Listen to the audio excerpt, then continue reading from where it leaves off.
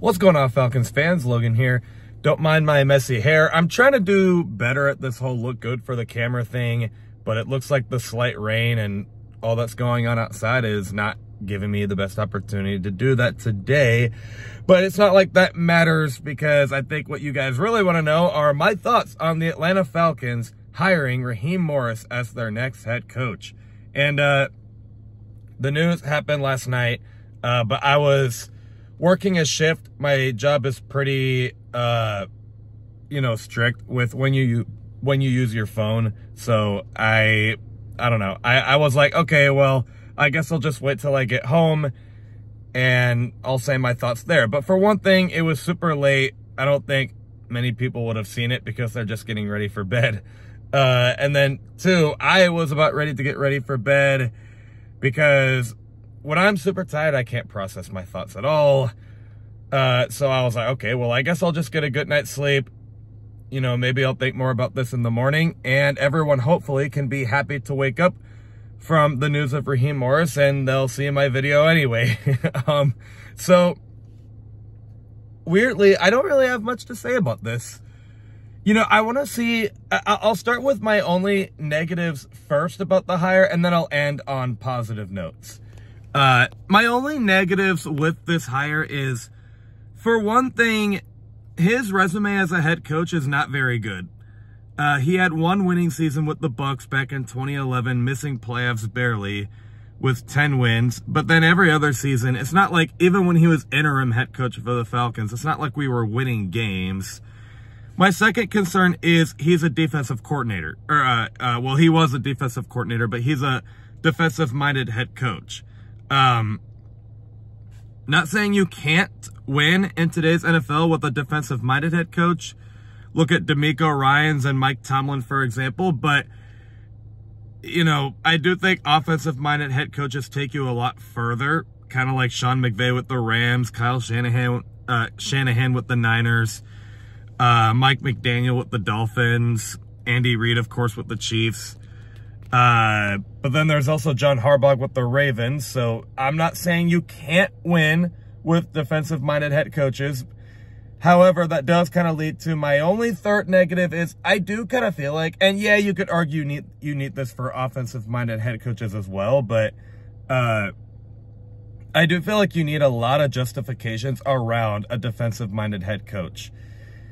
You need a really, really good quarterback, kind of like Sean McDermott has a really elite quarterback like Josh Allen next to him. So, of course, it's easy to work with him, even though Sean McDermott is not a quarterback offensive coach. Lamar Jackson's good with John Harbaugh, even though John Harbaugh is a defensive-minded guy. It's easy to work with him.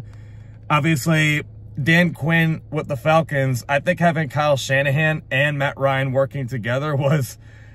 I'm no disrespect to Dan Quinn. I don't think he's like a fluke. I think he is genuinely a good defensive-minded head coach. But as a head coach, I do think his problems were sugar-coated with how good Matt Ryan and Kyle Shanahan were doing. So I'm basically saying I do want to see what we can do with our quarterback, offensive coordinator, and even defensive coordinator to really, really justify having Raheem Morris, a defensive-minded head coach, for the Falcons. But with all that being said, all the positives is, for one thing, he's a good leadership locker room guy. Arthur Blank loves to hire those guys, by the way. It seems like everyone he hires, it's always got to be these like leaders of men, discipline, get it together, stick together, brotherhood kind of coach, like Dan Quinn. Arthur Smith, I still think was kind of a leadership leaders of men guy because of his background with the military and, of course, his father being the FedEx guy. And now Raheem Morris.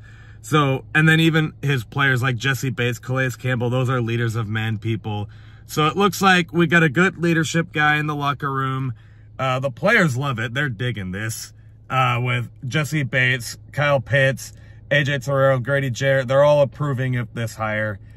And then the second thing is, like, you know, Raheem Morris can bring in some good connections. He knows a lot of coaches. I guess they're thinking about bringing in the Rams offensive coordinator. I forget his name. But if they could bring in the Rams offensive coordinator, he's really good friends with Raheem Morris, so he could work well with him. And he knows Sean McVay's playbook. That could be pretty nasty to work with. So Raheem Morris could bring in great connections. And if they got rid of Ryan Nielsen, I am assuming Raheem Morris knows a good defensive-minded guy to fill in for defensive coordinator. And yeah, I think those are my overall positives. Is he's a good leadership guy. He knows a lot of connections.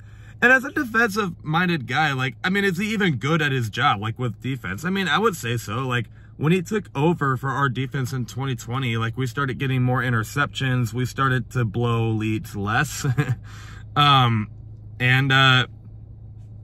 He's a former DBs coach, I think, so he's working with our biggest strength with Jesse Bates and AJ Terrell, so that's good. So, yeah, there's positives to take from this, like what I said, and then there's negatives. I think I need to see more of what the Falcons can do to build around Raheem Morris before I say it's a great hire, but I will overall say it's a solid hire. But let me know what you guys think in the comments below. And until next time, guys, rise up and stay safe.